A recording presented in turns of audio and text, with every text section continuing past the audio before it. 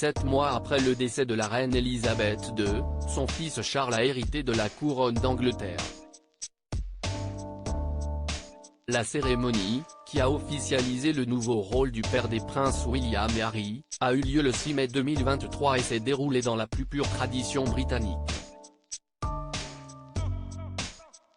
L'événement a réuni nombre d'invités triés sur le volet, à l'exception de Meghan Markle, qui avait pourtant reçu son carton d'invitation. Et alors qu'il devait se rendre en France pour la première fois en tant que souverain du Royaume-Uni, le roi Charles III a été forcé de reporter sa visite, qui était initialement prévue du 29 au 31 mars 2023. En effet, les manifestations qui ont éclaté dans tout le pays après la promulgation de la loi concernant l'âge du départ à la retraite n'auraient pas fait bon genre auprès du monarque de 74 ans.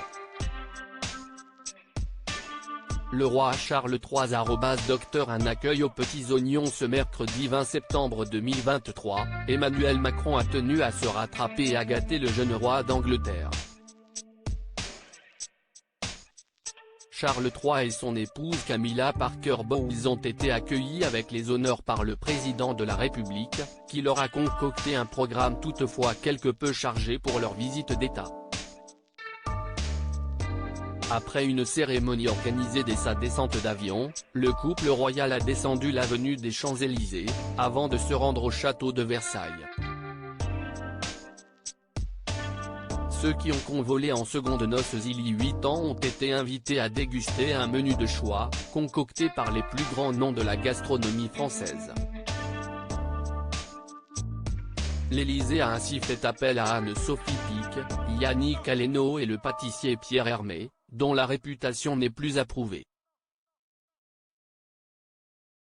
De quoi ravir le palais des convives, parmi lesquels ont figuré Mick Jagger, Hugh Grant ou bien l'actrice franco-britannique Emma Mackey, qui a su se faire remarquer en refusant de poser devant les photographes. 160 invités ont pu déguster le menu haut de gamme de nos chefs français, qui ont mis les petits plats dans les grands pour satisfaire les grands de ce monde. La guerre des dames ? Seulement, comme l'a rapporté ici Paris, Camilla Parker Bowles se serait montrée très intransigeante à propos de l'organisation de la soirée. Dans les colonnes de l'hebdomadaire, on peut apprendre que l'épouse de Charles III n'a apparemment pas la langue dans sa poche. Elle a ainsi eu son mot à dire, qu'elle aurait bien fait entendre. Charles III et sa femme Camilla Parker Bowles @bestimage L'ambiance des préparatifs de l'événement aurait donc été quelque peu chaotique. Un expert de la famille royale a ainsi révélé, si est bien simple, Camilla a tout imposé. Brigitte Macron a pu découvrir un trait de caractère que l'on ne connaissait pas encore de la reine, sa poigne de fer et son côté intransigeant.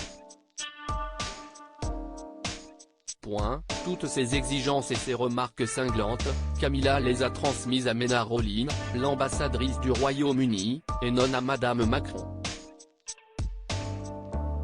Ce qui aurait mis en rogne la première dame.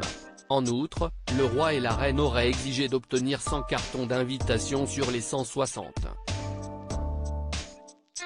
Une demande qui aurait fait bondir Brigitte Macron, qui n'avait aucunement l'intention de devoir faire des concessions pour ses hôtes d'un soir.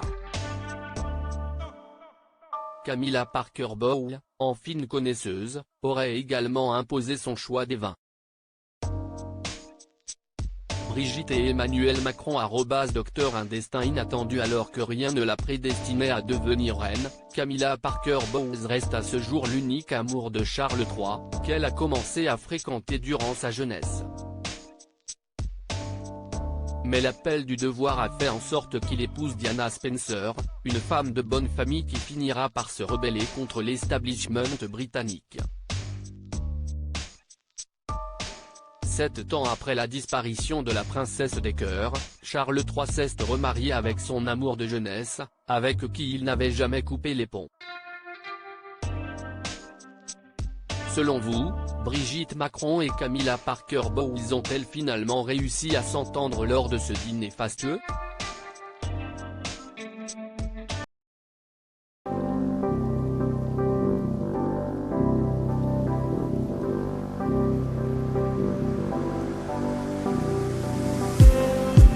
Just need some that will wake me up enough to fight, 'cause you let me down it for me to. Now let me count the minutes I just need.